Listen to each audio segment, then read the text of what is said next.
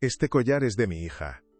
La voz de Elena Duarte cortó la música de la gala benéfica como un trozo de cristal afilado. El murmullo de las conversaciones elegantes se desvaneció, dejando un silencio denso y pesado que se apoderó del lujoso salón del hotel.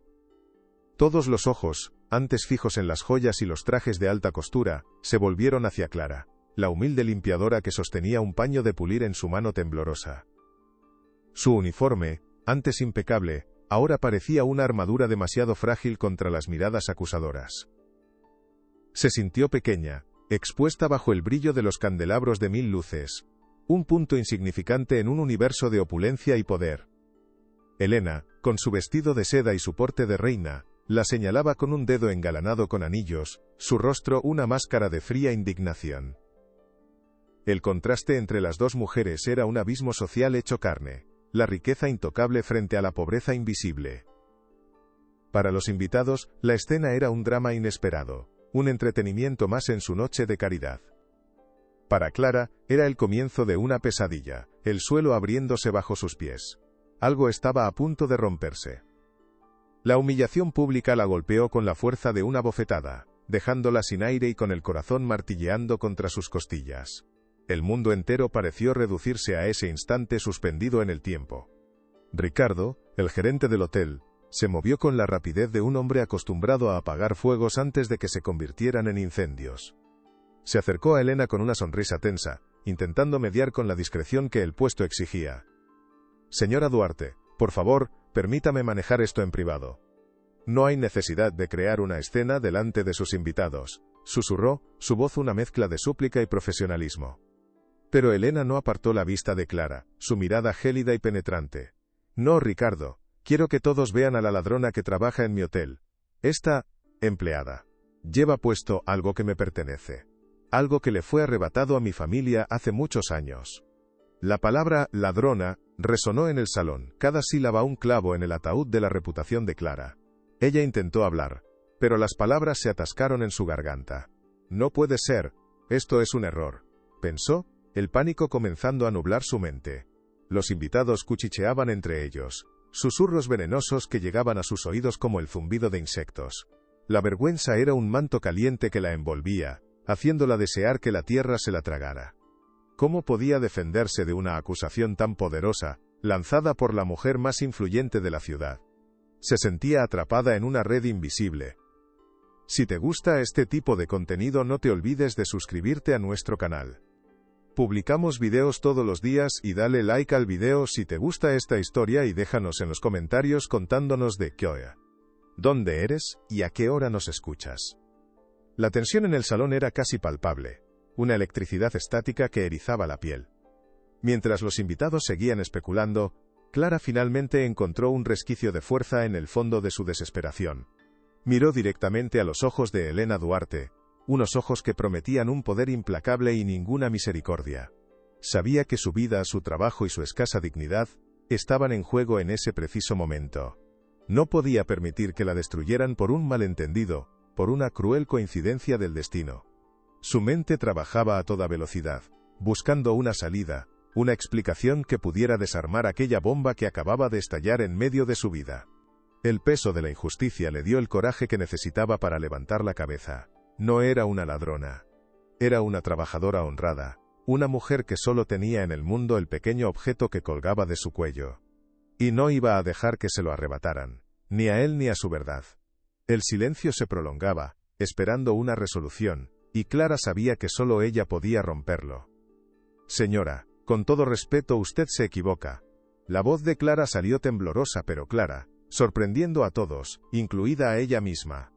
Levantó una mano para tocar el delicado objeto que colgaba de su cuello, un gesto protector e instintivo. «Este colgante es todo lo que tengo. Es mi única conexión con quien soy».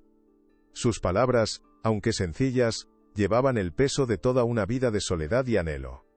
Elena Duarte soltó una risa seca y despectiva. «¿Tu conexión? No seas ridícula. Esa joya pertenece a la familia Duarte, fue un regalo para mi hija desaparecida. ¿Cómo podría una simple limpiadora como tú poseer algo así, si no es robándolo?» La humillación pública se intensificaba. Cada palabra de Elena era un nuevo golpe. Pero Clara no retrocedió. No es una joya, señora, es mucho más que eso. Con manos torpes por los nervios, lo desabrochó y lo sostuvo en la palma de su mano, mostrándolo a la mujer que la acusaba. La luz de los candelabros se reflejó en su superficie, revelando que no era una pieza completa, era solo la mitad de algo más grande. Pero, ¿quién la creería? Ricardo intervino de nuevo, esta vez con más firmeza, colocando una mano en el brazo de Clara. Señorita, por favor acompáñeme, discutiremos esto en mi oficina. Su tono no dejaba lugar a la negociación. Era una orden disfrazada de cortesía. Clara sintió el tirón, la presión para sacarla de la vista, para barrer el problema debajo de la alfombra de lujo del hotel. No espere, tengo que explicarlo, suplicó, mirando a Elena, esperando ver un atisbo de duda, de comprensión. Pero el rostro de la matriarca era una fortaleza inexpugnable. Llévala fuera de mi vista, Ricardo, y asegúrate de que no vuelva a poner un pie en este establecimiento. Llama a la policía, quiero presentar cargos. La sentencia fue dictada, fría y final. Los invitados asintieron con aprobación, satisfechos con la rápida resolución del desagradable incidente. Una ladrona había sido atrapada y el orden social se había restablecido. Clara fue conducida a través de la multitud, sintiendo el calor de sus miradas críticas en su espalda. Cada paso era una tortura, un desfile de vergüenza del que nunca podría escapar. ¿Era así como terminaba todo? Mientras la arrastraban por un pasillo de servicio de mármol frío, lejos del glamour del salón, Ricardo se detuvo y se volvió hacia ella, su rostro una mezcla de frustración y lástima. Mira lo que has hecho. Has puesto en un aprieto a la señora Duarte y a todo el hotel. Clara negó con la cabeza, las lágrimas finalmente brotando de sus ojos. Yo no he hecho nada. Ese objeto es mío. Me lo dieron en el orfanato. Es lo único que me dejaron mis padres. Ricardo suspiró, un sonido cansado y derrotado. ¿Un orfanato? ¿Y esperas que alguien crea esa historia? Una limpiadora con una reliquia familiar de los Duarte. Suena a un cuento de hadas muy mal escrito. Sus palabras, aunque no tan crueles como las de Elena, dolían de una manera diferente. Era la voz de la lógica, de la realidad aplastante que le decía que su verdad no tenía ninguna posibilidad contra el poder y el dinero. Nadie creerá a una simple limpiadora como tú, añadió. Y esa frase se clavó en el corazón de Clara. Algo se rompió dentro de ella en ese pasillo solitario. La pequeña llama de esperanza que había intentado mantener viva comenzó a parpadear peligrosamente. Pero es la verdad, insistió Clara, su voz apenas un susurro roto. Puedo demostrarlo. No es lo que parece. Ricardo sacudió la cabeza, ya caminando hacia la puerta de salida de empleados. Ahorra tus fuerzas. La señora Duarte ha dado una orden. Estás despedida. Considera que tienes suerte si no pasas la noche en un calabozo. Te aconsejo que te vayas a casa y olvides que todo esto ha pasado. Olvidar. ¿Cómo podría olvidar la humillación más grande de su vida? ¿Cómo podría olvidar la mirada de desprecio de cientos de personas? La puerta se abrió a un callejón oscuro y húmedo, un marcado contraste con el lujo que acababa de dejar atrás. Se encontró de repente en la calle, con su bolso en una mano y su corazón hecho pedazos en la otra. La noche de Madrid, normalmente vibrante y llena de vida, le pareció fría y hostil. Se apoyó contra la pared de ladrillos, el aire frío de la noche un alivio para su piel enrojecida por la vergüenza. Las luces del hotel parecían burlarse de ella desde la distancia. ¿Qué iba a hacer ahora? Sin trabajo, sin reputación y con una acusación de robo pesando sobre ella. No puedo rendirme. No ahora, se dijo a sí misma en la soledad del callejón. Apretó el objeto en su mano con tanta fuerza que los bordes metálicos se clavaron en su piel. Era su ancla, su única prueba. Abrió la mano y lo miró bajo la débil luz de una farola. Con un movimiento delicado, lo abrió. No era una pieza maciza. Dentro, en un compartimento minúsculo, no había una joya, sino algo mucho más valioso. Una diminuta pulsera de maternidad de plástico, amarillenta por el tiempo, con un número de historial médico apenas legible. Junto a ella, una fotografía descolorida y doblada, del tamaño de una uña, que mostraba el rostro de un bebé. Su rostro. Esto era lo que tenía que mostrarle al mundo. No era la historia de un robo, sino la historia de su vida. La otra mitad, según le habían contado las monjas del orfanato, se la había quedado su madre biológica. Este objeto era su herencia, la llave para descubrir el misterio de su pasado. Y ahora, irónicamente, se había convertido en la supuesta prueba de su crimen. Pero lo que nadie esperaba era lo que ese pequeño número podría revelar. Clara caminó a casa con pasos pesados, como si llevara el peso del mundo sobre sus hombros. Cada esquina, cada rostro anónimo que se cruzaba en su camino parecía juzgarla. La paranoia se apoderó de ella, la sensación de que todos sabían lo que había sucedido, que la palabra ladrona estaba escrita en su frente. Su apartamento, un espacio pequeño y humilde en un barrio obrero, nunca le había parecido tan acogedor y seguro como en esa noche. Era su refugio, el único lugar donde podía ser ella misma sin miedo a las miradas ajenas. Al entrar, cerró la puerta y se apoyó en ella, dejando escapar un sollozo que había estado conteniendo durante horas. El silencio del apartamento la envolvió.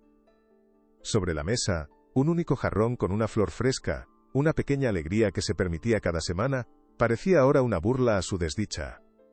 Todo en su vida era simple, ordenado, honesto. ¿Cómo había podido terminar en una situación tan enrevesada y sucia? Se sentía como una pieza de ajedrez en un tablero que no entendía, movida por fuerzas invisibles y poderosas. Se sentó en el borde de su cama, el cansancio abrumándola por completo. No era solo un cansancio físico, sino un agotamiento del alma. La injusticia era un veneno que se extendía lentamente por sus venas. Encendió la pequeña lámpara de su mesita de noche, y volvió a examinar el objeto. La pulsera de maternidad. El número. La foto. Eran las únicas pistas que tenía sobre sus orígenes, un rompecabezas que había intentado resolver durante años sin éxito. Ahora, la acusación de Elena Duarte, aunque dolorosa, había arrojado una nueva luz sobre todo. ¿Y si no era una coincidencia? ¿Y si ese objeto realmente pertenecía a la familia Duarte, pero eso no la convertía en una ladrona? Significaba algo mucho más profundo, algo que apenas se atrevía a considerar.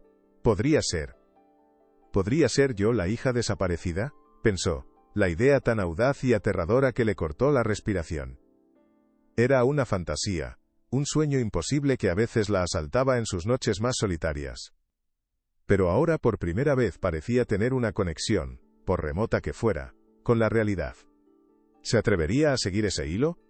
Mientras tanto, en el hotel, la fiesta continuaba, aunque con un aire ligeramente enrarecido.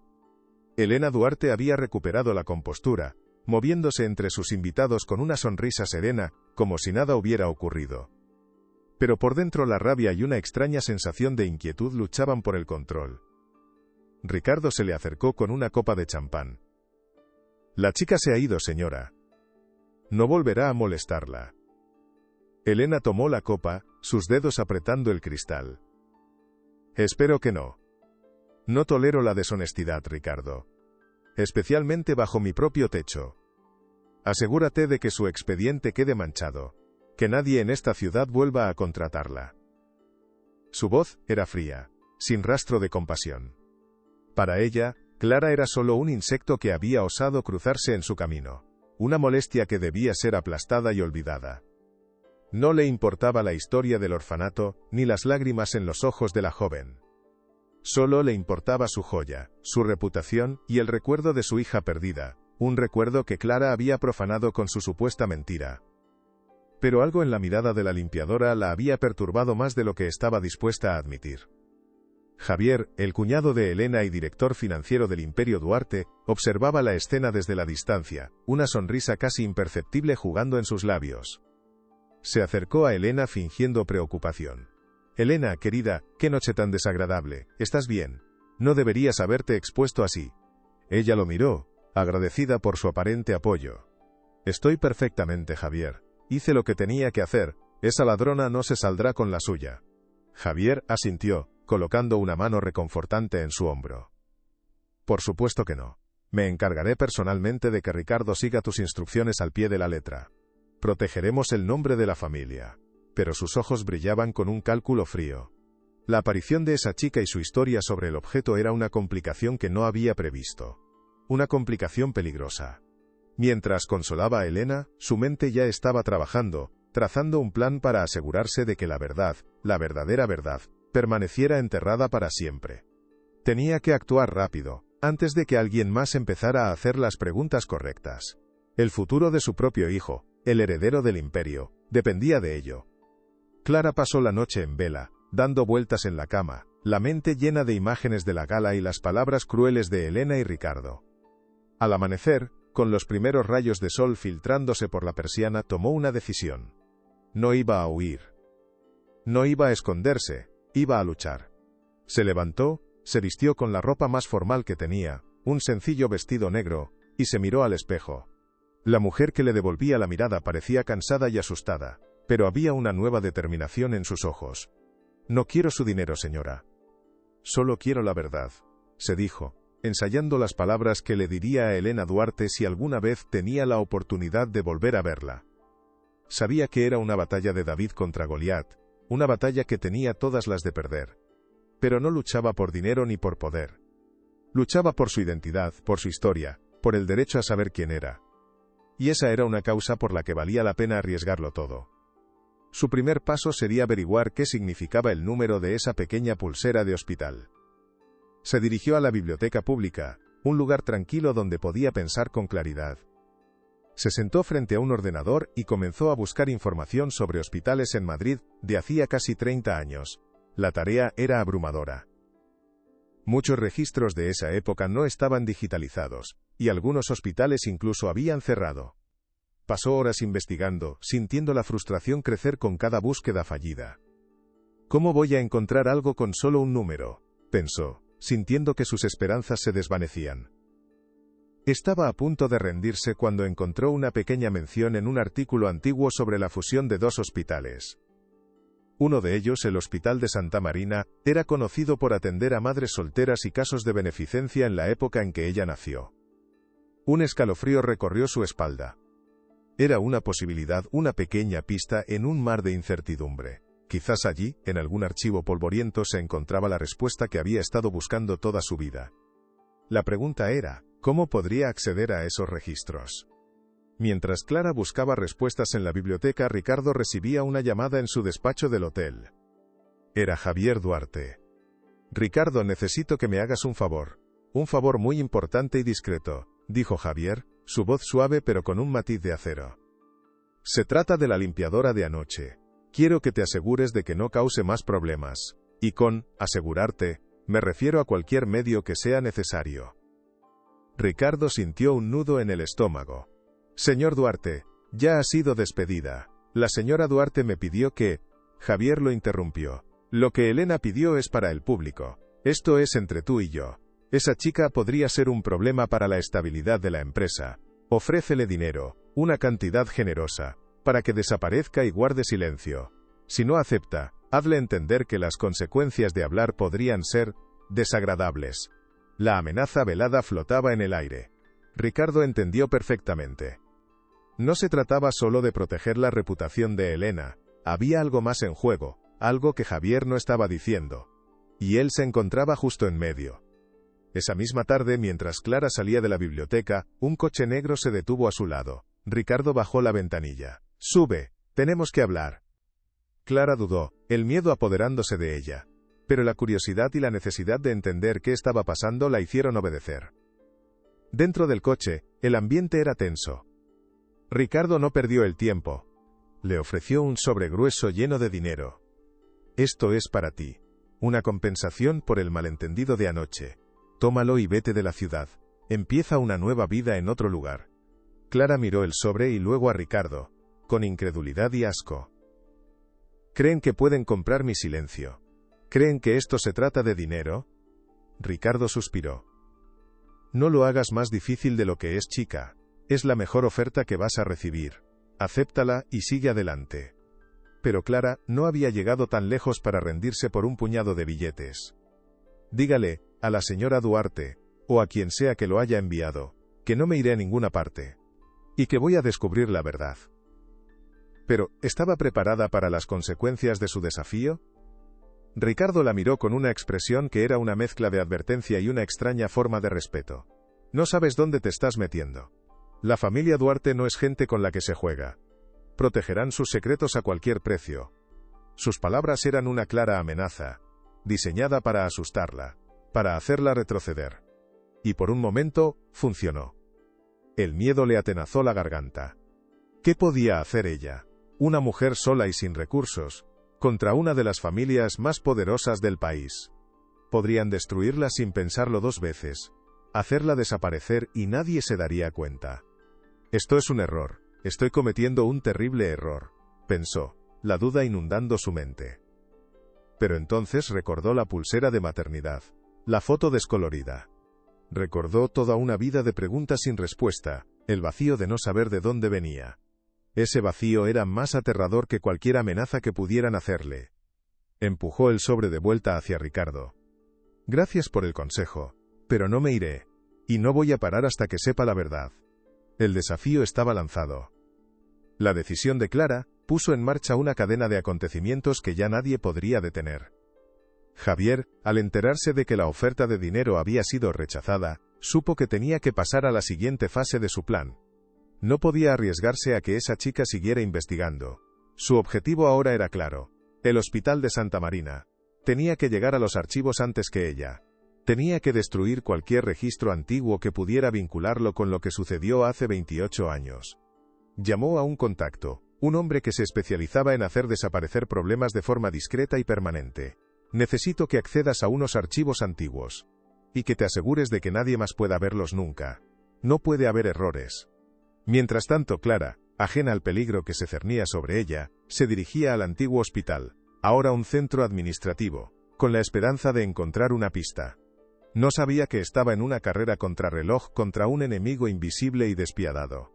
La verdad estaba al alcance de la mano, pero también lo estaba el peligro. En su mansión, Elena Duarte intentaba distraerse con sus quehaceres diarios, pero la imagen de la limpiadora no se le iba de la cabeza. La forma en que la chica había sostenido aquel objeto, la convicción en su voz. Algo no encajaba. Abrió una caja de seguridad oculta tras un cuadro en su estudio privado. Dentro, sobre un lecho de terciopelo, descansaba la otra mitad de la joya. La suya. La que había guardado durante casi 3 décadas como el único recuerdo tangible de la hija que le habían arrebatado. La cogió, sintiendo el frío metal contra su piel. Eran idénticos, o al menos las mitades que cada una poseía lo eran. ¿Era posible? ¿Podía una coincidencia ser tan cruelmente perfecta? Desechó la idea de su mente. Era imposible. Su hija estaba muerta, eso le habían dicho. La limpiadora era solo una oportunista, una mentirosa que intentaba aprovecharse de su dolor. Pero la duda, una vez plantada, había echado raíces. Y se negaba a desaparecer. ¿Y si había más en esa historia de lo que parecía a simple vista? Clara llegó al edificio del antiguo hospital, una estructura imponente y algo decrépita. Se sentía intimidada, pero su determinación era más fuerte que su miedo. Se acercó al mostrador de información, donde una funcionaria de aspecto aburrido levantó la vista de su revista. Disculpe, necesito buscar un registro de nacimiento de hace 28 años, dijo Clara, su voz sonando más segura de lo que se sentía. La mujer la miró por encima de sus gafas. ¿Tiene una orden judicial o una autorización? Clara negó con la cabeza.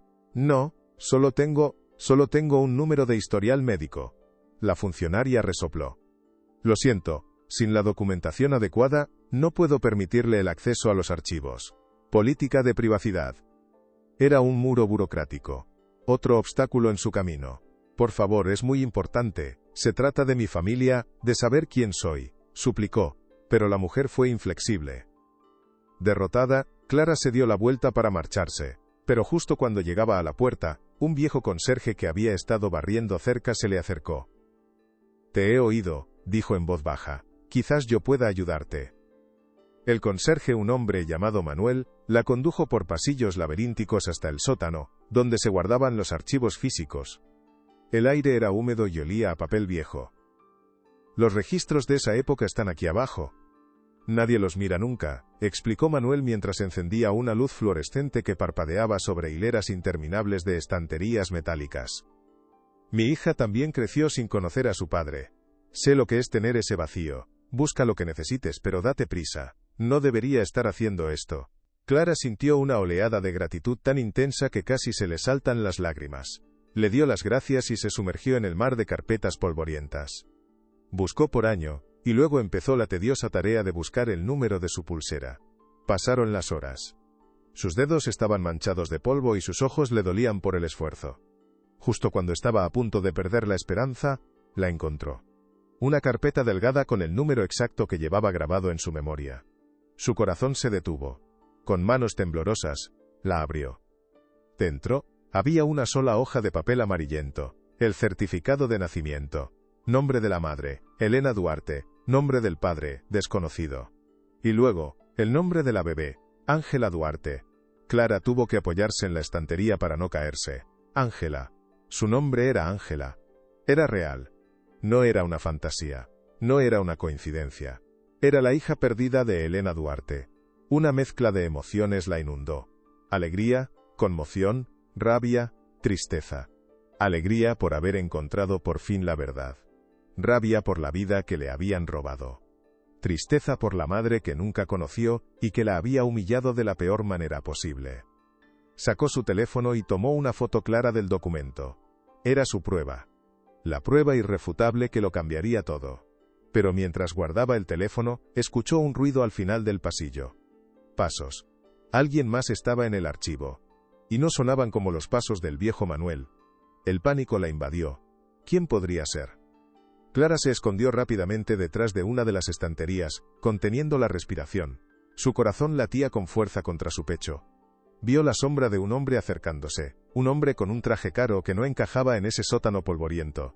El hombre se dirigió directamente a la sección donde ella había estado buscando. Llevaba un mechero y un pequeño bote de líquido inflamable. No estaba allí para buscar información. Estaba allí para destruirla.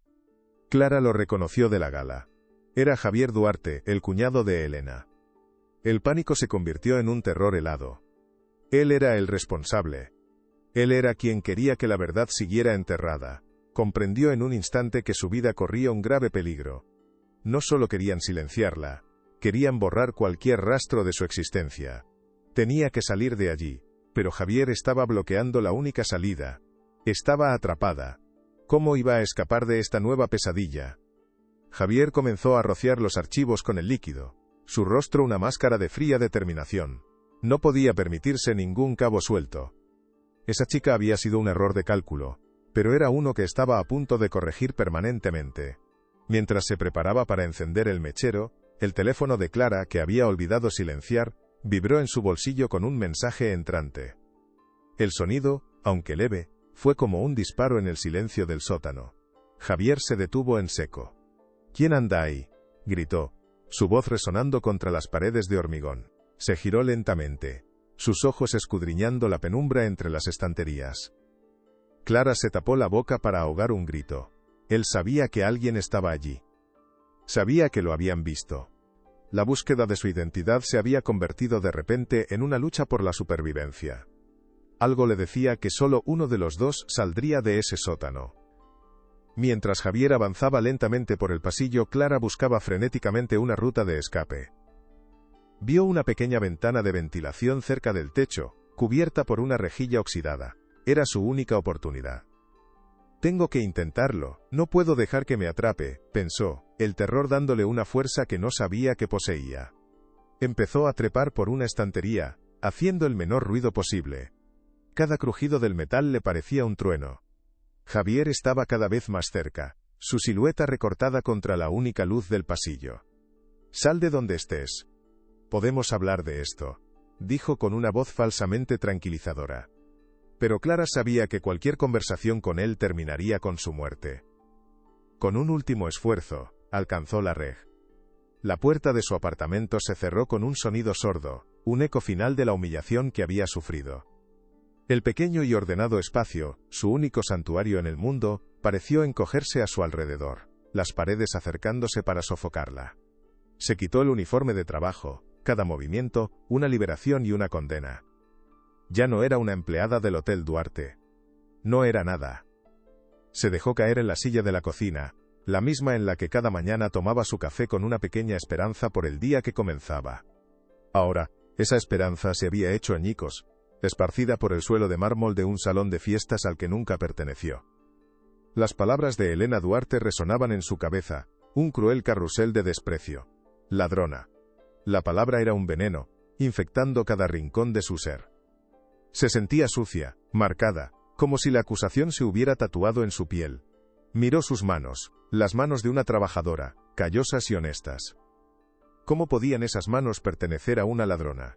La injusticia era un nudo en su garganta, tan apretado que le impedía respirar. El silencio de su hogar era abrumador, un vacío que reflejaba el que sentía en su interior. No puedo dejar que esto me hunda, pensó, una chispa de desafío encendiéndose en medio de la desesperación. Se levantó y caminó hacia la pequeña cómoda donde guardaba sus pocas posesiones de valor. Abrió el cajón superior y sacó el objeto de la discordia, depositándolo con cuidado sobre la tela de un pañuelo. Bajo la luz tenue de la lámpara, lo examinó como si lo viera por primera vez. No era la joya opulenta que Elena Duarte había descrito. Era una pieza delicada, ingeniosamente diseñada para parecer una sola cosa, pero que en realidad eran dos. Con un movimiento practicado, lo abrió. Dentro, el minúsculo compartimento secreto reveló su verdadero tesoro. La pulsera de plástico del hospital, tan frágil que parecía que podría desintegrarse al tocarla, con una serie de números casi borrados por el tiempo. Y a su lado, la fotografía. El rostro de una recién nacida, con los ojos cerrados al mundo, ajena a la tormenta que su llegada desataría. Su rostro. Esa era su única conexión con un pasado que le habían negado. Era la prueba de que no había aparecido de la nada, de que alguien la había traído al mundo. Y no iba a permitir que nadie se la arrebatara. Se preparó una taza de té, sus manos aún temblorosas. Mientras el vapor ascendía, su mente comenzó a trabajar, a trazar un plan. Huir como le había sugerido Ricardo, no era una opción. Desaparecer significaría admitir su culpabilidad, dejar que la mentira de Elena Duarte se convirtiera en su verdad. No podía permitirlo. Tenía que luchar. No por el trabajo, ni siquiera por limpiar su nombre. Lucharía por la bebé de la fotografía. Lucharía por la joven que había crecido en un orfanato sintiéndose invisible. Lucharía por el derecho a saber. El número en la pulsera era su única pista, su única arma en esta guerra desigual. Era un hilo delgado y frágil, pero era el único que tenía. Tiraría de él, sin importar a dónde la llevara, sin importar quién intentara detenerla. No quiero su dinero, señora Duarte. Solo quiero la verdad. Susurró al aire de la noche, las palabras convirtiéndose en un juramento. La decisión la llenó de una calma extraña. El miedo seguía allí, agazapado en un rincón de su corazón, pero ahora estaba acompañado de una determinación de acero. A la mañana siguiente, Clara se dirigió a la biblioteca del barrio. El olor a libros viejos y el silencio respetuoso del lugar siempre la habían reconfortado.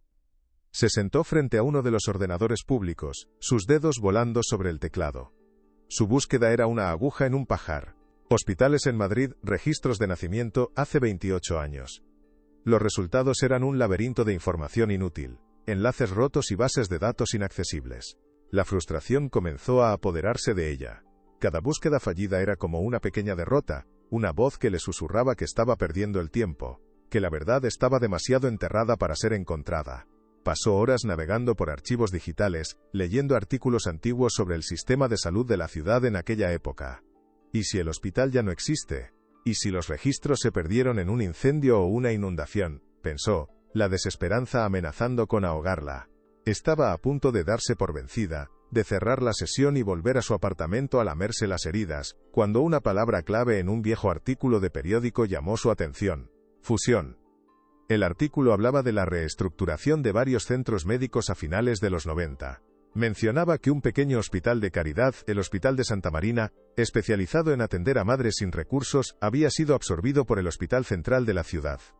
Sus archivos, según el artículo, habían sido trasladados a un depósito administrativo en las afueras. Un escalofrío recorrió la espalda de Clara. Santa Marina. El nombre le sonaba a esperanza. Una madre sin recursos. Encajaba con la historia que le habían contado las monjas. Quizás, solo quizás, ese era el lugar.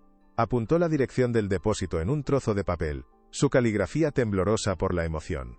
Era una pista débil, una posibilidad remota, pero era más de lo que había tenido en toda su vida. Por primera vez desde la noche anterior, sintió que no estaba luchando contra fantasmas. Tenía un destino, un lugar físico donde las respuestas podrían estar esperando. La pregunta ahora era cómo acceder a ellos. Sabía que no sería tan simple como llamar a la puerta y pedir ver su propio expediente. Algo le decía que tendría que ser más astuta. Mientras Clara encontraba su primer hilo de esperanza, en una lujosa oficina con vistas a la Gran Vía, Javier Duarte hacía una llamada. Su voz era seda y acero, una combinación peligrosa. Ricardo, tenemos un problema. La chica de la limpieza. Ricardo, al otro lado de la línea, sintió un sudor frío. Señor Duarte, me encargué de ella. Está despedida. No volverá a... Javier lo cortó en seco. Despedirla no es suficiente. Elena está... afectada. Y la historia de esa chica, por muy ridícula que sea, podría atraer una atención no deseada. No podemos permitir que ningún escándalo salpique a la familia, especialmente ahora, con la nueva expansión internacional. Hizo una pausa, dejando que sus palabras calaran. Quiero que la encuentres. Ofrécele dinero. Una cantidad que le cambie la vida. Suficiente para que compre un billete de ida a cualquier parte del mundo y se olvide de que Madrid existe. Y asegúrate de que entienda que es una oferta que no puede rechazar. La implicación era clara como el cristal. No era una petición. Era una orden. Y Ricardo sabía que desobedecer a Javier Duarte tenía consecuencias mucho peores que desobedecer a Elena. Ricardo encontró a Clara esa misma tarde, cuando salía de la biblioteca. Un elegante coche negro se detuvo a su lado, la ventanilla bajando suavemente para revelar su rostro tenso. «Sube, por favor. Necesitamos hablar». El corazón de Clara dio un vuelco. El miedo y la sorpresa lucharon en su interior. ¿Qué quería ahora? ¿No había sido suficiente con despedirla y humillarla? A pesar de su instinto de huir, subió al coche. La puerta se cerró con un clic que sonó a trampa. El interior olía a cuero caro y a problemas. Ricardo no se anduvo con rodeos. Sacó un sobre abultado de la guantera y lo puso en el regazo de Clara. 100.000 euros, dijo, su voz desprovista de emoción. Tómalos y desaparece. Vete de la ciudad, del país si quieres, empieza de nuevo. Olvida el Hotel Duarte, olvida a la señora Duarte, olvida todo lo que pasó anoche. Clara miró el sobre como si fuera una serpiente. 100.000 euros. Era más dinero del que había visto en toda su vida. Podría solucionar todos sus problemas. Podría tener una vida cómoda, sin preocupaciones. ¿Pero a qué precio?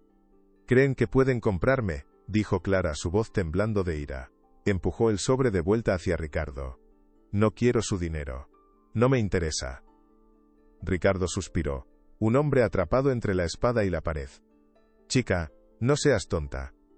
Esta es tu oportunidad de salir de esta situación sin más daños. Acéptalo. Es lo mejor para todos. Pero Clara negó con la cabeza, su resolución más firme que nunca. El intento de soborno solo confirmaba sus sospechas. Había algo más en juego que una simple acusación de robo. Tenían miedo.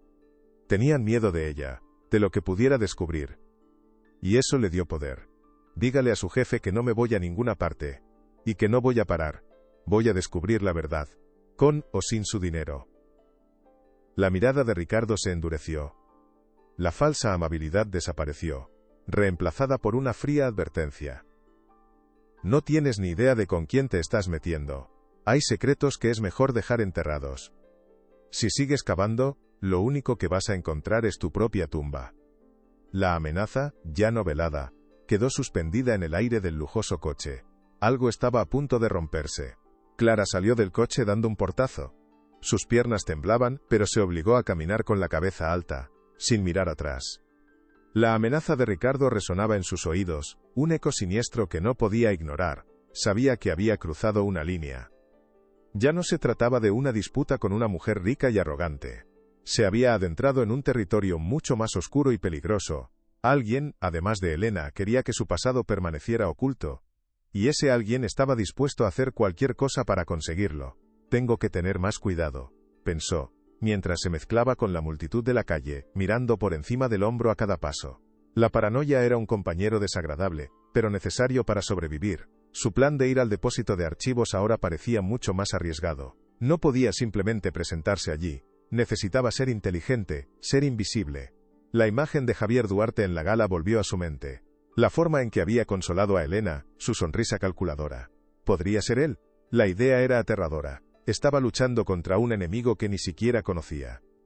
En su mansión, Elena Duarte se sentía inquieta. La firmeza con la que había actuado en la gala se estaba desvaneciendo, dejando paso a una duda persistente y molesta. No podía quitarse de la cabeza la imagen de la chica, su mirada desafiante, la forma en que había defendido aquel objeto. Abrió el joyero de su tocador, un cofre de plata y nácar. Sus dedos apartaron collares de diamantes y pulseras de zafiros hasta encontrar lo que buscaba. Una pequeña pieza de oro, idéntica en forma y tamaño a la que llevaba la limpiadora. La suya. La otra mitad, La apretó en la palma de su mano, el metal frío, un pobre sustituto del calor de la hija que había perdido. Le habían dicho que la niña había muerto pocas horas después de nacer, una infección fulminante. Se había aferrado a esa dolorosa verdad durante 28 años. Había construido un muro de hielo alrededor de su corazón para protegerse del dolor. Pero ahora, la aparición de esa chica y su historia imposible habían creado una pequeña grieta en ese muro. ¿Y si no se atrevía a completar el pensamiento? Era demasiado doloroso, demasiado monstruoso para contemplarlo. Javier recibió la llamada de Ricardo informándole del fracaso del soborno. No se sorprendió. De hecho, casi lo había esperado. Bien. Pasaremos al plan B, dijo con calma. Averigua a dónde va, qué está haciendo. Necesito saber cuál es su próximo movimiento antes de que lo haga. Colgó el teléfono y se sirvió un whisky. Miró por la ventana de su despacho, observando la ciudad a sus pies. Se sentía como un titiritero, moviendo los hilos de las vidas de los demás. La aparición de esta chica era una variable inesperada, un hilo que se negaba a ser controlado. Pero él era un experto en cortar hilos sueltos. Su propio hijo, Alejandro, era el heredero designado del Imperio Duarte. Había trabajado demasiado duro, había sacrificado demasiado para asegurar el futuro de su hijo como para permitir que una limpiadora de un orfanato lo arruinara todo. El Hospital de Santa Marina. Sabía que, si la chica era lo suficientemente inteligente, acabaría allí. Y él tenía que llegar primero. Tenía que borrar el pasado, quemarlo hasta que no quedaran más que cenizas. Clara pasó el día siguiente planeando su visita al depósito de archivos. Sabía que no podía entrar por la puerta principal. Decidió ir a última hora de la tarde, cuando la mayoría de los funcionarios se hubieran ido a casa. Se vistió con ropa oscura y discreta, intentando parecer lo más insignificante posible. Al llegar al imponente edificio administrativo, su corazón latía con fuerza. Se deslizó por una entrada lateral que había visto abierta para el personal de limpieza. Ironías de la vida, pensó con amargura. Su antiguo trabajo le estaba dando las habilidades para descubrir su propia vida. Una vez dentro, se encontró en un laberinto de pasillos silenciosos y anónimos. Siguió las señales que indicaban Archivo General, hasta llegar a una puerta metálica en el sótano. Estaba cerrada con un simple candado. Con un pasador que siempre llevaba en el pelo y una dosis de paciencia nacida de la desesperación, consiguió abrirlo. El chirrido de la puerta al abrirse resonó en el silencio como un grito. Contuvo la respiración, escuchando. Nada. Estaba dentro. El sótano era un mundo olvidado, un cementerio de historias de papel. El aire era denso, con olor a polvo y a tiempo. Filas y filas de estanterías metálicas se extendían en la penumbra, repletas de carpetas y legajos atados con cuerdas. Una única bombilla parpadeante arrojaba una luz débil e intermitente sobre el caos ordenado. Se sentía como una intrusa, una profanadora de tumbas. Pero una de esas tumbas de papel contenía su nacimiento, su verdad. Con la pequeña linterna de su teléfono, comenzó la búsqueda. Las etiquetas de las estanterías estaban descoloridas, los años mezclados. Buscó la sección correspondiente a su año de nacimiento. Le llevó casi una hora encontrarla. Luego, comenzó la tarea más ardua, buscar el número. Carpeta tras carpeta, número tras número. Sus esperanzas subían y bajaban con cada legajo que abría. La mayoría eran historias tristes, notas breves sobre vidas que empezaron y terminaron entre esas paredes. Sería la suya una más de ellas. El tiempo pasaba, y el miedo a ser descubierta crecía con cada minuto. Justo cuando sus ojos empezaban a nublarse por el cansancio y el polvo, lo vio. Un número, escrito a mano con tinta azul desvaída, que coincidía exactamente con el de la pulsera. La carpeta era delgada, casi vacía. Su corazón se detuvo. Con manos temblorosas, la desató y la abrió sobre una caja de cartón. Dentro, una sola hoja de papel amarillento. Un certificado de nacimiento. Leyó los campos, su aliento contenido en su pecho. Nombre de la madre, Elena Duarte. Nombre del padre, desconocido. Y el nombre de la bebé, Ángela. Ángela Duarte. Se le escapó un sollozo ahogado. Ángela. Ese era su nombre. El nombre que le habían robado. Elena Duarte, era su madre. La mujer que la había humillado, que la había llamado ladrona. Era su madre. Una ola de emociones contradictorias la barrió. La euforia del descubrimiento, la rabia de la traición, el dolor de una vida perdida. Sacó su teléfono, y con manos temblorosas, tomó una fotografía nítida del documento. Era su prueba. La prueba que lo cambiaría todo. La prueba que la liberaría. Pero mientras guardaba el teléfono, un sonido la heló hasta los huesos, el chirrido de la puerta del sótano abriéndose de nuevo, y luego, pasos. Pasos lentos, deliberados, que se acercaban por el pasillo principal. No eran los de un guardia de seguridad haciendo su ronda, sonaban depredadores. El pánico se apoderó de ella, apagó la linterna de su teléfono y se agachó detrás de la estantería, intentando hacerse lo más pequeña posible. Su corazón martilleaba contra sus costillas tan fuerte que temía que la delatara. Una silueta apareció al final del pasillo, recortada contra la luz de la entrada. El hombre llevaba un maletín. No necesitaba ver su rostro para saber quién era. Era la misma postura, la misma aura de poder que había visto en la gala. Javier Duarte. Había venido a hacer lo que le había ordenado a Ricardo. Había venido a borrar el pasado. Y ella estaba atrapada allí con él. En ese instante, comprendió que su vida pendía de un hilo. Su búsqueda de la verdad se había convertido en un juego mortal. Javier no encendió más luces. Parecía conocer el lugar. Caminó directamente hacia la sección de archivos donde ella había estado. Abrió su maletín, y sacó un bidón metálico y un mechero. El olor a gasolina llenó el aire viciado del sótano. Un olor a destrucción inminente. Clara se tapó la boca para no gritar. No había venido a buscar nada. Había venido a quemarlo todo. A destruir cualquier posibilidad de que la verdad saliera a la luz. Lo vio empezar a rociar las estanterías. El líquido oscuro empapando décadas de secretos de papel. Su rostro era impasible, el de un hombre que realiza una tarea desagradable pero necesaria. Esto tiene que terminar esta noche, pensó Clara, el terror dándole una extraña claridad. Tenía la prueba en su teléfono. Si podía salir de allí con vida, podría exponerlo. Pero la única salida estaba bloqueada por un hombre que estaba a punto de convertir ese sótano en un infierno. Tenía que encontrar otra manera. Buscó a su alrededor en la oscuridad, sus ojos desesperados buscando una escapatoria. Vio una pequeña rejilla de ventilación cerca del techo. Era pequeña, pero quizás fuera suficiente. Mientras Javier se preparaba para encender el mechero, el teléfono de Clara, que había olvidado silenciar en su pánico, emitió una suave vibración. Un mensaje de texto de la compañía telefónica. El zumbido, aunque casi inaudible, fue como una explosión en el silencio sepulcral. Javier se detuvo en seco. Su cabeza se giró bruscamente, sus ojos escudriñando la oscuridad como los de un halcón. ¿Quién está ahí? Su voz era un susurro peligroso que cortó el aire. Salga ahora mismo. No le haré daño. Era una mentira. Clara lo sabía en lo más profundo de su ser. Él sabía que alguien lo había visto. Y no podía permitirse dejar testigos. El juego había cambiado. Ya no era un intruso anónimo. Era una amenaza directa. Y Javier Duarte era un hombre que eliminaba las amenazas. El olor a gasolina se hizo más intenso, casi sofocante. La pequeña llama del mechero de Javier parpadeó en la oscuridad, prometiendo un final rápido y ardiente. ¿Sería ese su destino? ¿Morir en un sótano polvoriento, llevándose su verdad a la tumba? No voy a morir aquí, se juró a sí misma. El instinto de supervivencia se apoderó de ella, ahogando el miedo. Mientras Javier avanzaba lentamente por el pasillo, llamándola con falsas promesas, Clara comenzó a moverse en silencio. Se quitó los zapatos para no hacer ruido. Su objetivo era la estantería debajo de la rejilla de ventilación.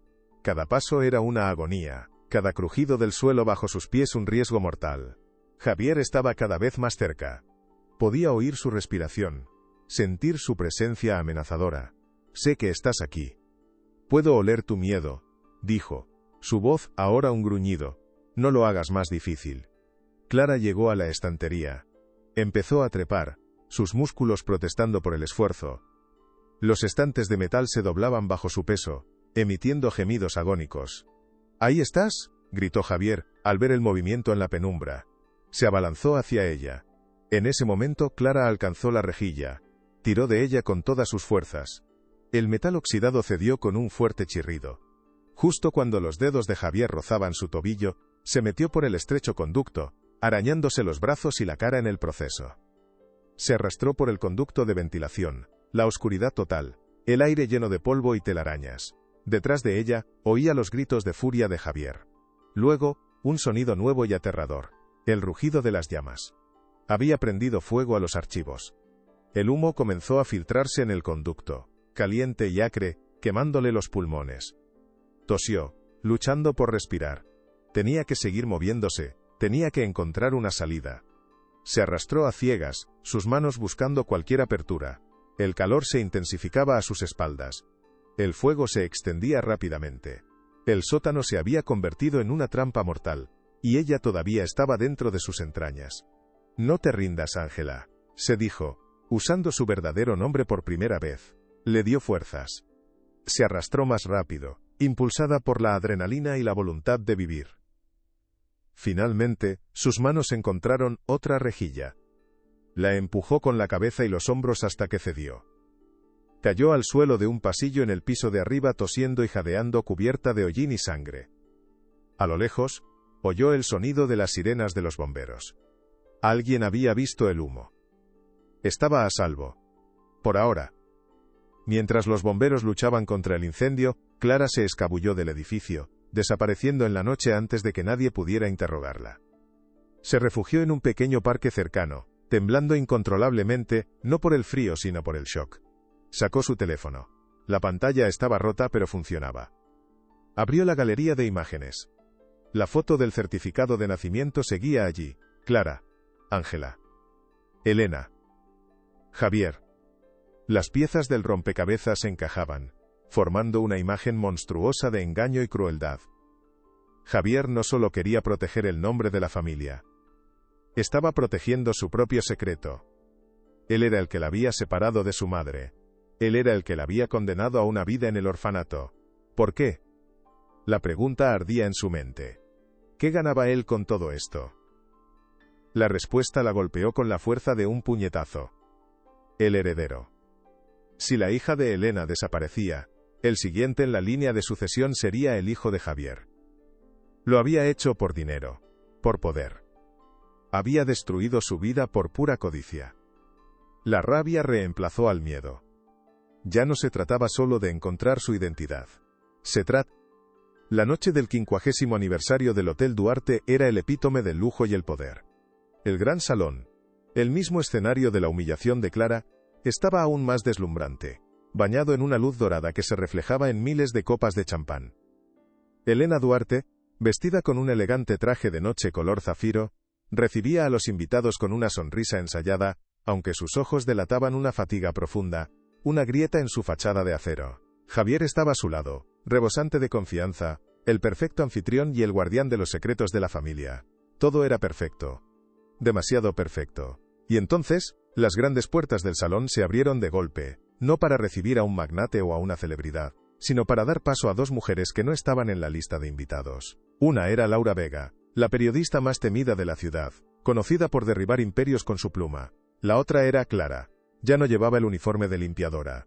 Vestía un sencillo pero digno vestido negro. Su rostro pálido pero resuelto, sus ojos fijos en un único objetivo, Elena. El murmullo de la fiesta se apagó instantáneamente. Las cámaras de la prensa, convocadas por Laura, giraron al unísono, sus flashes comenzando a parpadear como relámpagos en una tormenta que se avecinaba. El aire se cargó de una tensión insoportable. Ricardo, el gerente, corrió para interceptarlas, pero Laura le mostró su pase de prensa con una sonrisa gélida. «Tenemos derecho a estar aquí», dijo. «Y créame, no querrá perderse esta historia». Clara avanzó por el salón, cada paso una victoria sobre el miedo que había sentido en ese mismo lugar. Ignoró las miradas de asombro y desprecio, los susurros que la seguían como un enjambre de avispas. Su mundo se había reducido a 3 personas. Elena, cuyo rostro era una máscara de incredulidad y pavor. Javier, cuya sonrisa se había congelado en una mueca de furia contenida. Y ella misma. Laura Vega se dirigió a la cabina del técnico de sonido, y un instante después, la música se detuvo. Una pantalla gigante que mostraba el logotipo del aniversario del hotel parpadeó y cambió. En su lugar, apareció una imagen. Una fotografía de un documento antiguo, amarillento y frágil. Un certificado de nacimiento. La voz de Clara, amplificada por el sistema de sonido, resonó en el silencio sepulcral. «Buenas noches. Siento interrumpir su celebración», comenzó, su voz temblando ligeramente antes de encontrar su firmeza. «Mi nombre es Clara. O quizás debería decir, mi nombre es Ángela Duarte». Un jadeo colectivo recorrió la sala. Hace unas semanas, en este mismo salón, la señora Elena Duarte me acusó de robarle una joya. Me llamó ladrona delante de todos ustedes. Pero no me robé nada. Lo que llevo conmigo desde que tengo memoria, no es una joya robada. Es la prueba de la vida que me robaron a mí. La imagen en la pantalla se amplió, enfocando el nombre de la madre, Elena Duarte. Javier fue el primero en reaccionar, recuperándose del shock con una velocidad impresionante. Se apoderó de un micrófono del podio, su voz resonando con una indignación perfectamente calibrada. «Esto es un ultraje. Una farsa», exclamó, caminando hacia Clara con una actitud protectora hacia Elena. «¿Cómo se atreve esta mujer a irrumpir aquí y a difamar a mi cuñada con documentos falsificados? Seguridad, saquen a estas impostoras de aquí». Se volvió hacia los invitados, su rostro una máscara de dolor y ofensa. «Les pido disculpas en nombre de la familia Duarte. Esta joven claramente perturbada, ha estado acosándonos desde el desafortunado incidente de hace unas semanas. Es una oportunista que busca 5 minutos de fama y sin duda, una buena suma de dinero». Sus palabras eran venenosas y efectivas. La marea de la opinión pública que por un momento había dudado, comenzó a volverse contra Clara. Los susurros ahora eran de confirmación. «Pobre Elena», decían. «Qué situación tan espantosa. Una simple buscona». Clara sintió el golpe, la injusticia de ser desacreditada tan fácilmente. Vio la duda en los ojos de la gente, la facilidad con la que aceptaban la versión del hombre rico y poderoso. Parecía que su lucha había terminado antes de empezar. Algo estaba a punto de romperse. La mirada de Elena era un torbellino de emociones contradictorias. El shock inicial había dado paso al miedo, y ahora bajo la persuasiva actuación de Javier, la duda comenzaba a afianzarse de nuevo. ¿Era todo una mentira bien orquestada? ¿Era esta chica una actriz cruel que jugaba con su dolor más profundo? El peso de 28 años de luto era una fortaleza casi inexpugnable. Javier se acercó a ella y le puso una mano reconfortante en el hombro. «No te preocupes, Elena, yo me encargo de esto, no dejaré que nadie te haga daño». Sus palabras eran suaves, protectoras, pero sus ojos, fijos en Clara, eran duros como el hielo. Para el mundo, él era el héroe de la noche, defendiendo el honor de su familia. Para Clara, era el monstruo que había quemado su pasado, y ahora intentaba quemar su futuro. El salón entero estaba en su contra. Un tribunal de extraños que ya la había juzgado y condenado. Se sentía sola, increíblemente sola, una única voz gritando contra un huracán de poder y prejuicios. Su corazón se encogió. ¿Había cometido un terrible error al exponerse de esta manera? Quizás Ricardo tenía razón, pensó.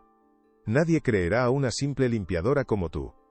Si esta historia te tocó el corazón, comparte para que llegue a más personas.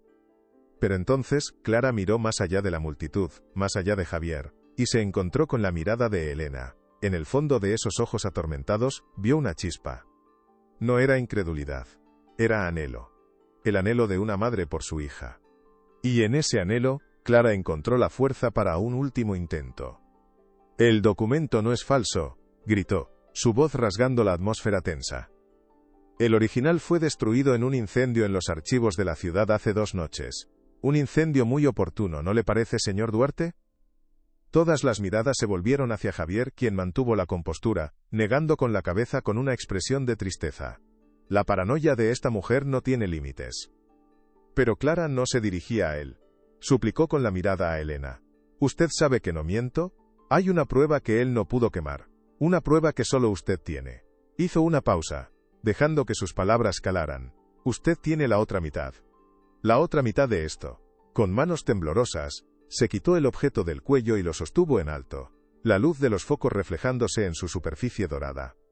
«Si de verdad cree que soy una mentirosa, demuéstremelo, muéstrele a todos que no encajan. Ábralo, señora Duarte, ábralo y termine con esto de una vez por todas». El silencio que siguió fue absoluto. Cada persona en la sala contuvo la respiración. Elena miró el objeto en la mano de Clara, Y luego, instintivamente, su propia mano se dirigió a un pequeño bolso de noche que llevaba. Javier intentó intervenir. Elena, no tienes que hacerle el juego a esta farsante. Es exactamente lo que quiere. Pero su voz carecía de la autoridad de antes. La duda se había instalado en la sala. Elena lo ignoró. Su mirada estaba fija en Clara, en una comunicación silenciosa que nadie más podía entender. Lentamente, como si se moviera bajo el agua, abrió su bolso. Sus dedos temblorosos sacaron una pequeña llave de oro. Se la entregó a Ricardo, que estaba paralizado a su lado. Mi caja de seguridad. La que está en mi estudio. Tráela. Ahora. La orden fue un susurro, pero resonó en el salón como un trueno. Ricardo asintió, pálido, y salió corriendo, dejando tras de sí un vacío expectante. Javier intentó acercarse a Elena de nuevo. Elena, por favor, piénsalo. Estás cayendo en su trampa. Pero ella levantó una mano, deteniéndolo. No, Javier. Esto termina aquí. Esta noche. Por primera vez en décadas, Elena Duarte no estaba actuando como la matriarca de un imperio. Estaba actuando como una madre que se aferraba a una última y terrible esperanza. El tiempo pareció detenerse mientras esperaban. Los minutos se alargaron hasta convertirse en una eternidad. Clara permaneció en el centro del salón, inmóvil, sosteniendo su mitad de la verdad en la palma de su mano. Sentía los ojos de cientos de personas clavados en ella, juzgándola, esperando. Elena, por su parte, parecía haber envejecido 10 años en esos pocos minutos. Se había sentado en una silla cercana, su cuerpo rígido, su rostro una máscara impenetrable.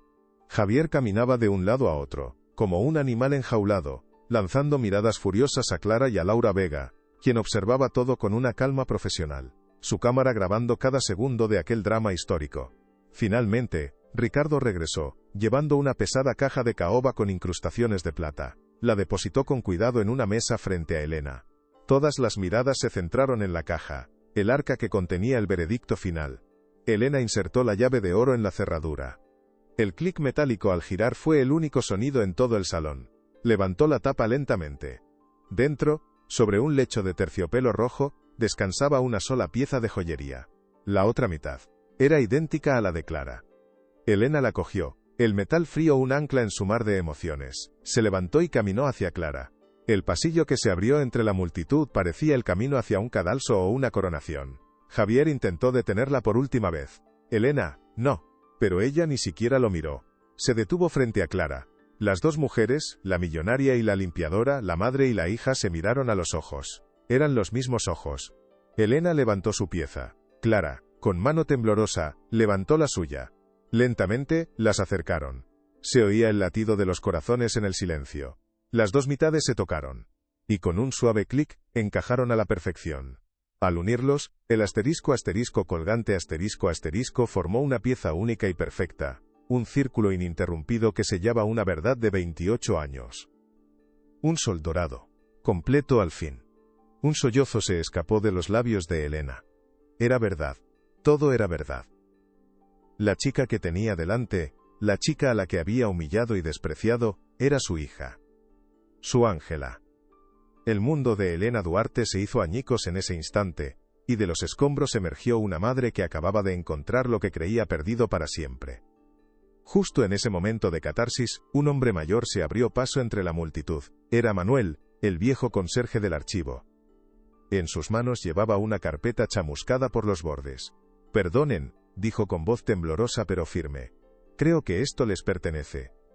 Se lo entregó a Laura Vega, quien lo examinó rápidamente. «Es el registro original», anunció, su voz proyectándose por toda la sala. Manuel lo salvó del fuego.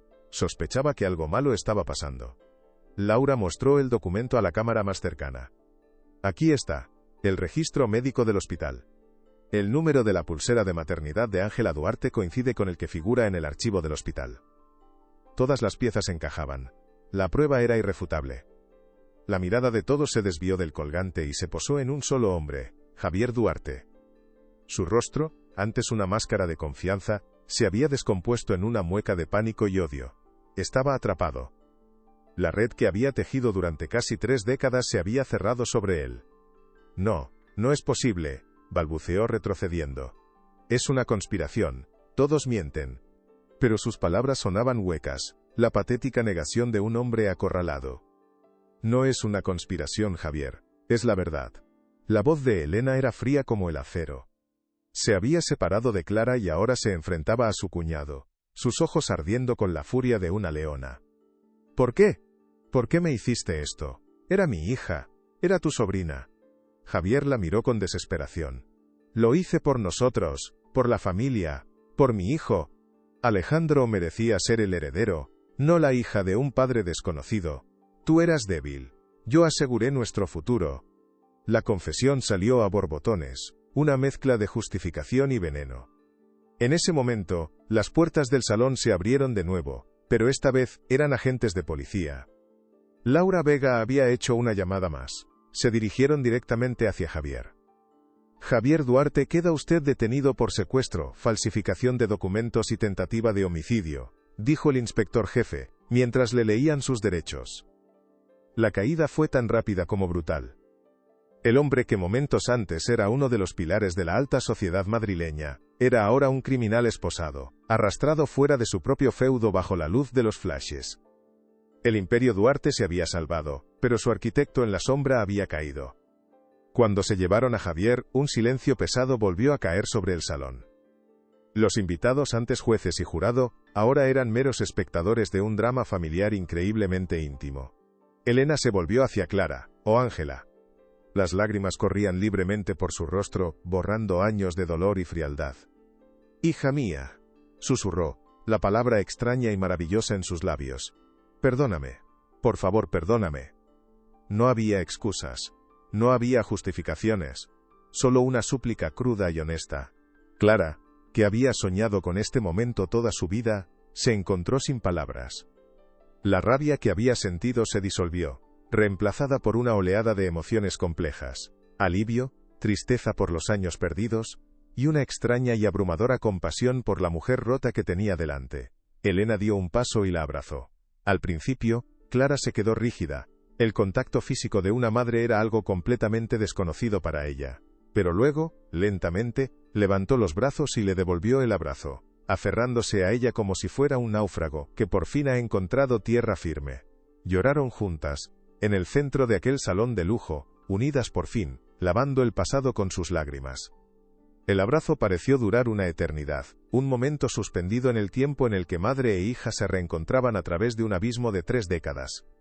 El murmullo de los invitados se había desvanecido en un segundo plano, su presencia casi olvidada. Para Ángela el calor del abrazo de su madre era a la vez abrumador y sanador. Era la respuesta a la pregunta que había definido toda su existencia. Ya no era un enigma, una huérfana sin raíces. Tenía un nombre. Tenía una madre. Tenía una historia. Para Elena, aferrarse a su hija era como recuperar una parte de su propia alma que creía muerta y enterrada. Cada segundo que la sostenía era una expiación por los años de ignorancia, por la crueldad involuntaria de su acusación. El peso de su imperio, su estatus social, su reputación, todo eso se desvaneció. En ese instante, no era la matriarca Duarte. Era simplemente una madre que había recuperado a su hija. El círculo se había cerrado. La verdad, por dolorosa que fuera, las había liberado a ambas. La justicia no solo había prevalecido, sino que había dado paso a algo mucho más poderoso. La posibilidad del perdón y la reconstrucción. Ángela, repitió Elena, apartándose un poco para mirarla a la cara, sus manos ahuecando el rostro de su hija. Te llamé Ángela. La sonrisa que le dedicó, la primera sonrisa genuina que Clara había visto en ella, era la cosa más hermosa del mundo. Es un nombre precioso, respondió Ángela, su propia voz ahogada por la emoción. Ya no había más que decir. Las palabras eran insuficientes para abarcar la magnitud de lo que había sucedido. A su alrededor, la gente comenzaba a reaccionar. Algunos aplaudían suavemente, conmovidos por la escena. Otros simplemente observaban en silencio, procesando el increíble giro de los acontecimientos. Laura Vega bajó su cámara, permitiendo a madre e hija un momento de privacidad en medio de la multitud. Su historia había sido contada, y la verdad había triunfado de la manera más espectacular posible. Ricardo se acercó, con los ojos enrojecidos. Señora, Ángela, no sé qué decir.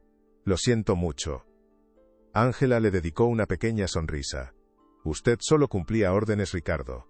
Era un perdón tácito, el primer acto de la nueva heredera del Imperio Duarte, una heredera que había aprendido el valor de la compasión en la escuela de la vida. La noticia de la detención de Javier Duarte y la increíble historia de la heredera perdida se extendió como la pólvora. A la mañana siguiente, todos los periódicos y noticieros del país abrían con la misma historia. Las fotos de Elena y Ángela abrazándose estaban en todas las portadas. La familia Duarte, un símbolo de poder y discreción, se había convertido en el centro de un torbellino mediático. Pero por primera vez, a Elena no le importaba el escándalo. Se había encerrado con su hija en la mansión familiar, no para esconderse, sino para recuperar el tiempo perdido. Se sentaron juntas durante horas, hablando, riendo, llorando. Ángela le contó su vida en el orfanato, sus sueños, sus miedos. Elena le habló de su padre, un amor de juventud que había muerto antes de que ella naciera, y del dolor insoportable que había sentido al creerla muerta. Cada historia era un hilo que tejía el tapiz de su relación rota, reparando los desgarros del pasado. Nunca quise ser una mujer de negocios, confesó Elena en un momento de vulnerabilidad. Solo quería ser tu madre. La confesión abrió una nueva puerta entre ellas, una de comprensión y empatía mutua. Mientras tanto, el mundo exterior seguía girando. El Consejo de Administración de Hoteles Duarte se reunió de urgencia. La caída de Javier había dejado un vacío de poder y una crisis de reputación. Pero entonces, recibieron un comunicado firmado por Elena Duarte. En él, anunciaba su retirada parcial de la dirección activa de la empresa y nombraba a su hija, Ángela Duarte, como nueva vicepresidenta y su sucesora designada. La noticia causó conmoción en el mundo financiero. ¿Una exlimpiadora al frente de uno de los mayores imperios hoteleros del país? Era inaudito. Sin embargo, el comunicado también anunciaba la creación de una nueva rama de la empresa. La Fundación Duarte, dedicada a ayudar a jóvenes de orfanatos y hogares de acogida, que sería dirigida personalmente por Ángela. Era una declaración de intenciones, una señal de que el Imperio Duarte estaba a punto de cambiar para siempre. Ya no sería solo un negocio basado en el lujo y la exclusividad, sino uno con un nuevo propósito, un alma forjada en la adversidad y la resiliencia. El legado de Ángela comenzaba a escribirse. Ángela, al principio, se sintió abrumada por la propuesta. Yo, vicepresidenta, mamá, no sé nada de negocios. Solo sé limpiar habitaciones y soñar con encontrar a mi familia. Elena le tomó las manos. Aprenderás. Pero lo más importante ya lo tienes. Tienes un corazón compasivo y una fuerza que ni Javier ni yo hemos tenido nunca. Has visto el mundo desde abajo, y eso te da una perspectiva que el dinero no puede comprar. Juntas, podemos hacer algo bueno con todo este poder. Podemos convertir el nombre Duarte en un sinónimo de esperanza, no solo de riqueza. Las palabras de su madre la inspiraron. Vio la oportunidad no de vengarse del sistema que la había ignorado, sino de reformarlo desde dentro. Aceptó el cargo, pero con una condición, que su primera medida fuera implementar un programa de becas y formación para jóvenes sin recursos en todos los hoteles de la cadena. Quería asegurarse de que nadie más se sintiera tan invisible como ella se había sentido. Elena aceptó sin dudarlo, sus ojos brillando de orgullo. La limpiadora se estaba convirtiendo en una líder, y su primera decisión no era sobre beneficios, sino sobre personas. El juicio de Javier Duarte fue rápido y mediático. Las pruebas en su contra eran abrumadoras. La confesión pública, el testimonio de Manuel el conserje, y los registros financieros que demostraban cómo había desviado fondos para ocultar sus huellas, todo ello selló su destino. Fue condenado a una larga pena de prisión. Su hijo Alejandro, que había sido criado como el príncipe heredero, se encontró de repente despojado de su futuro y enfrentado a la terrible verdad sobre su padre. Fue un final trágico para una ambición desmedida. Ángela y Elena asistieron al juicio todos los días, no por venganza, sino para cerrar el círculo. Ver a Javier recibir su sentencia no les produjo alegría, solo una profunda tristeza por las vidas que había destrozado, incluida la suya propia. Cuando todo terminó, salieron del juzgado y se enfrentaron a la multitud de periodistas. Ángela, hablando por primera vez en público como la nueva cara de la familia Duarte, no habló de su tío. Habló del futuro. Hoy se ha hecho justicia, dijo con voz clara y firme, pero la verdadera justicia no consiste en castigar el mal, sino en construir el bien, y eso es lo que mi madre y yo nos comprometemos a hacer a partir de ahora. Los meses siguientes fueron un torbellino de cambios. Ángela se sumergió en su nuevo papel con una dedicación y una inteligencia que sorprendieron a todos. Demostró tener un instinto natural para los negocios, pero siempre guiado por un fuerte sentido de la ética y la responsabilidad social. Viajó por todo el mundo, visitando cada hotel de la cadena, no para inspeccionar las cuentas, sino para hablar con los empleados, desde los gerentes hasta el personal de limpieza. Implementó nuevas políticas laborales, mejorando los salarios y las condiciones de trabajo. Se convirtió en una defensora de los invisibles, de aquellos que, como ella, mantenían el mundo en funcionamiento desde las sombras. Elena, a su lado, floreció. Liberada del peso del dolor y la culpa, se convirtió en la madre que siempre había querido ser, cariñosa, solidaria y llena de vida.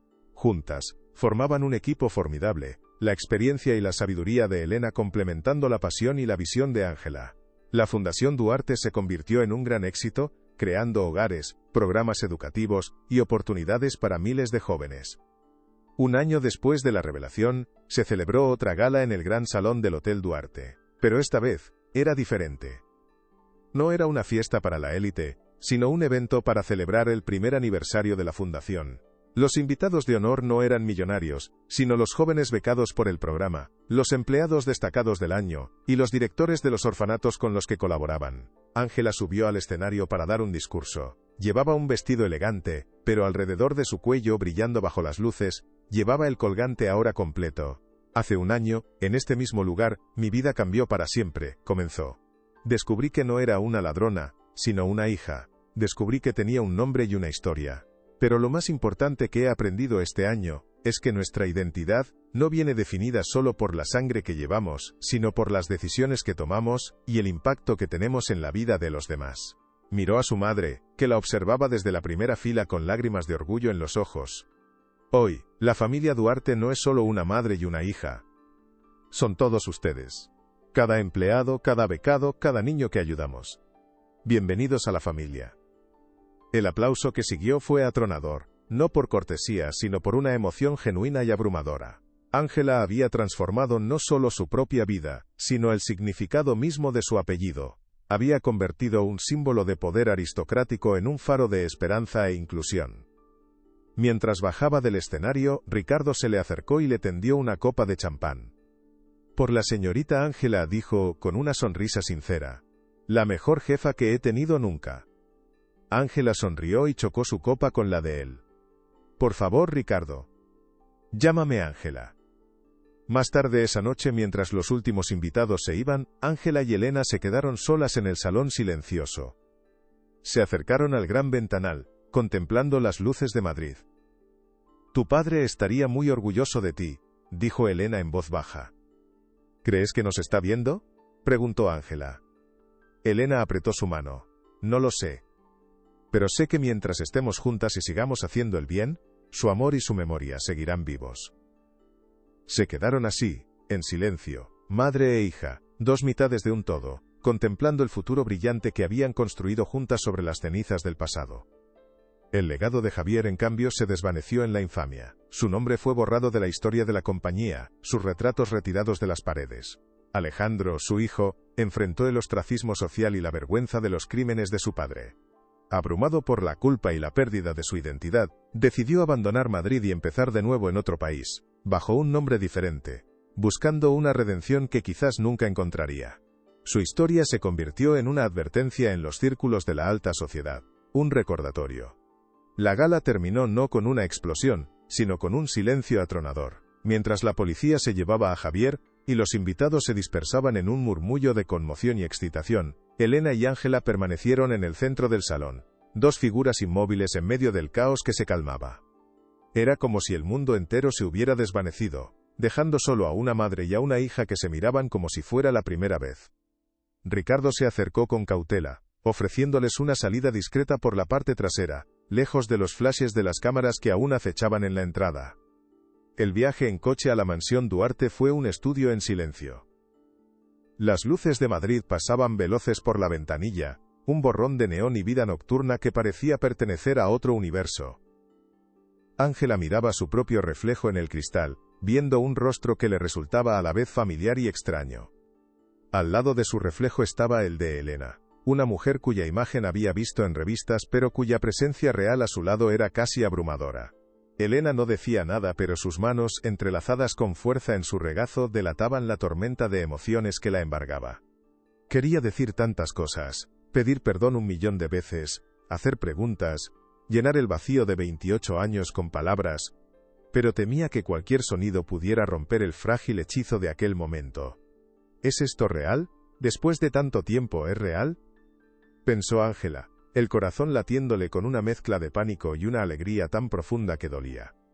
La mansión era aún más imponente de noche. Para Ángela, que había pasado su vida en la modestia de un orfanato, y luego en un pequeño apartamento, el edificio parecía un palacio de un cuento de hadas, pero uno con sombras muy oscuras. Al entrar, el eco de sus pasos en el vestíbulo de mármol pareció subrayar el vacío del lugar.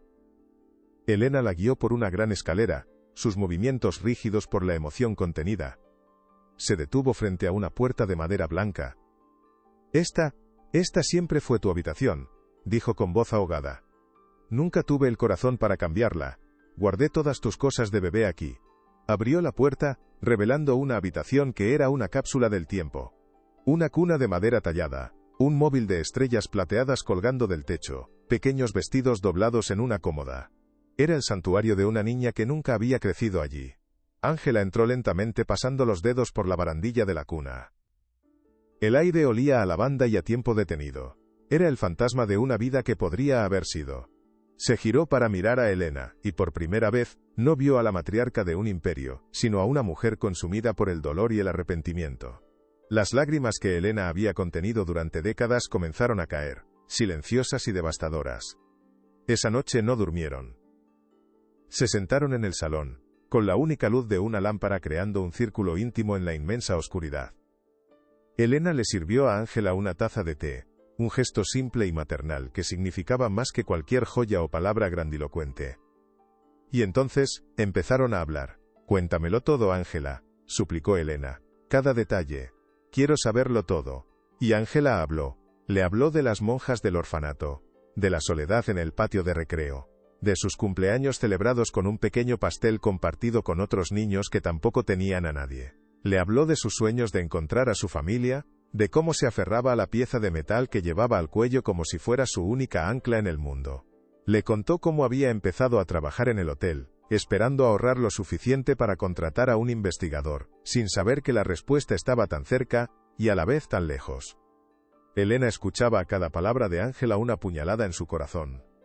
No la interrumpió, simplemente absorbió la historia de la vida robada de su hija, su rostro bañado en lágrimas silenciosas. Cuando Ángela terminó, el sol comenzaba a despuntar en el horizonte, tiñendo el cielo de rosa y naranja. Un nuevo día. Un nuevo comienzo.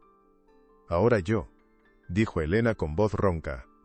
Le habló a Ángela de su padre, un joven arquitecto lleno de sueños que había muerto en un trágico accidente de coche meses antes de que ella naciera.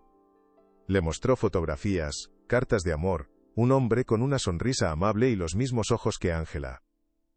«Eras todo lo que me quedaba de él», confesó Elena. «Cuando Javier me dijo que habías muerto, una parte de mí murió contigo ese día.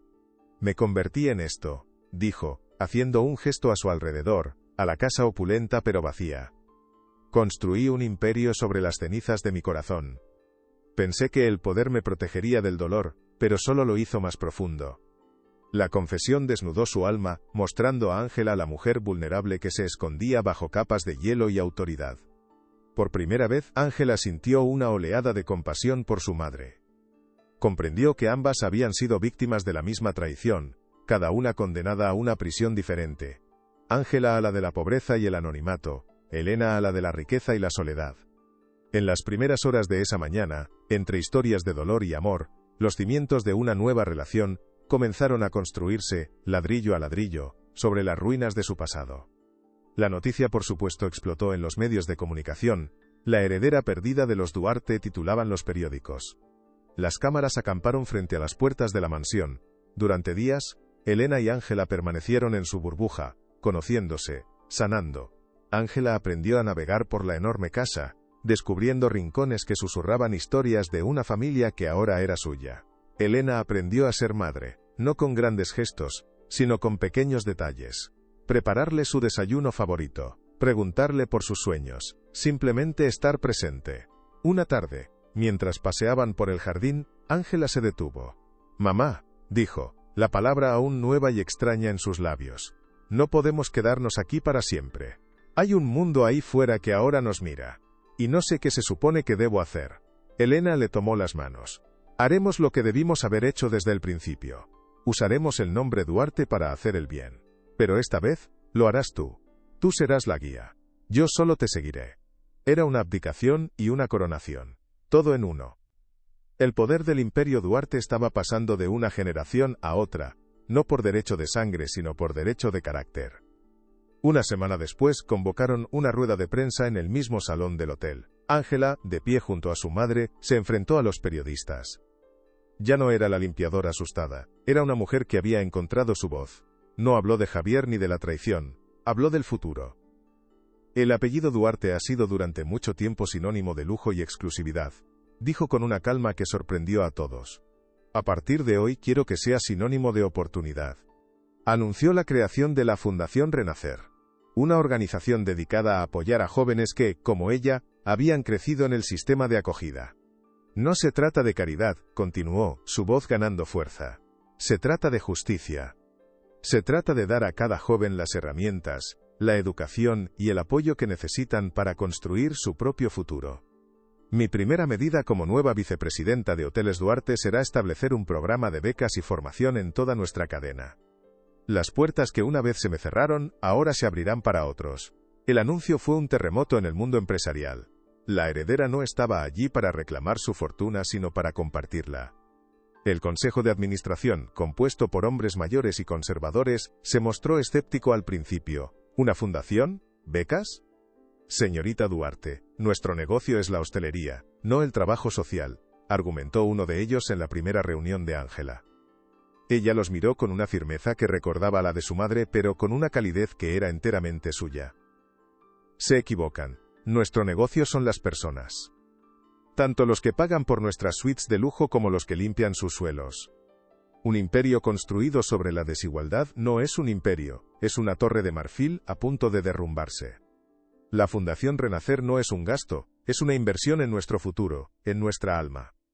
Elena, sentada a la cabeza de la mesa, intervino con una sola frase. Mi hija tiene mi total y absoluto respaldo. La propuesta está aprobada. No hubo más discusión. La vieja guardia había sido testigo del nacimiento de una nueva era.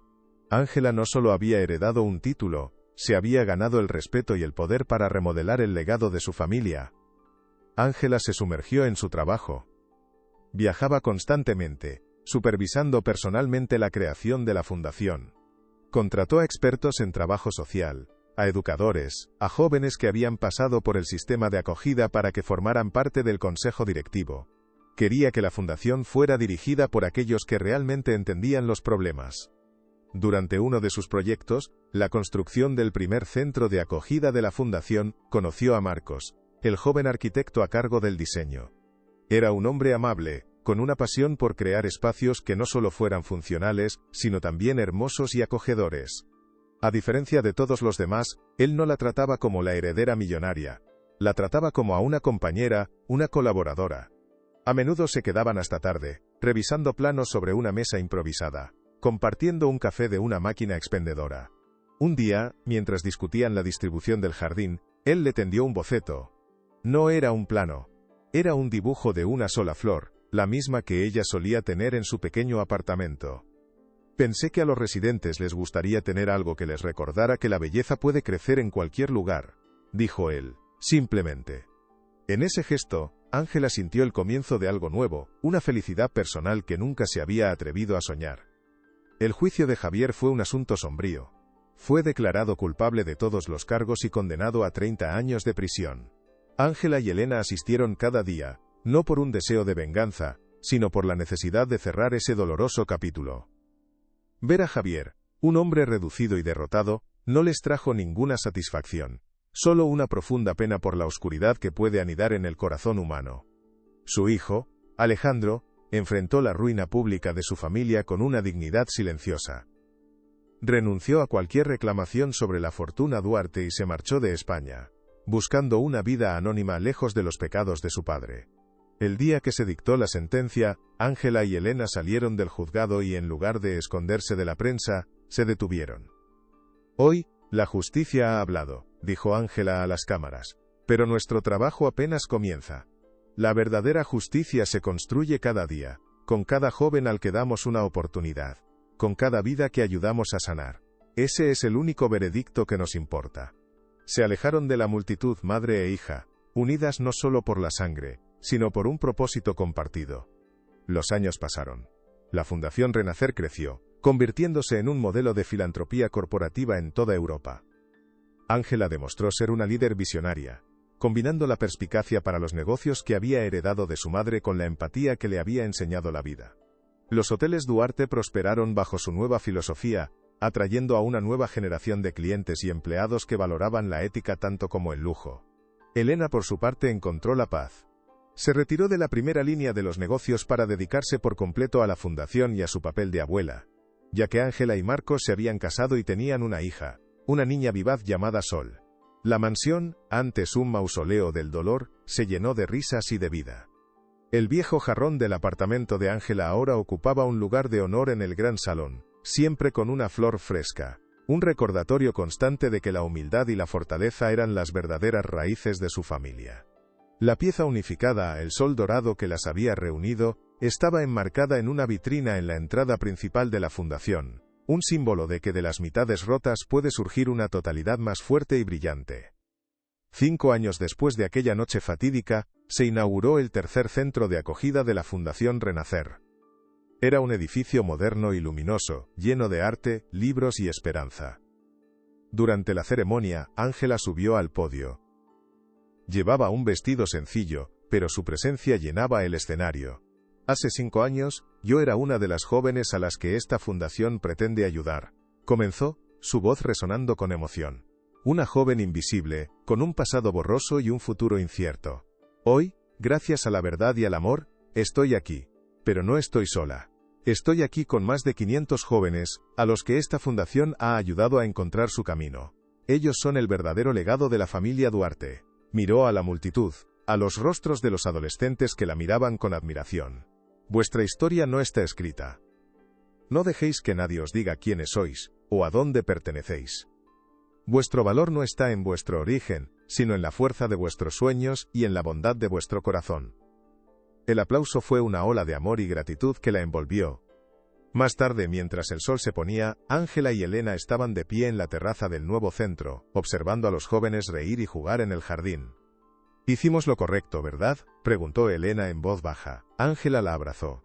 «Hicimos lo único que podíamos hacer. Convertimos el dolor en un propósito». Se quedaron en silencio, contemplando la obra de sus vidas.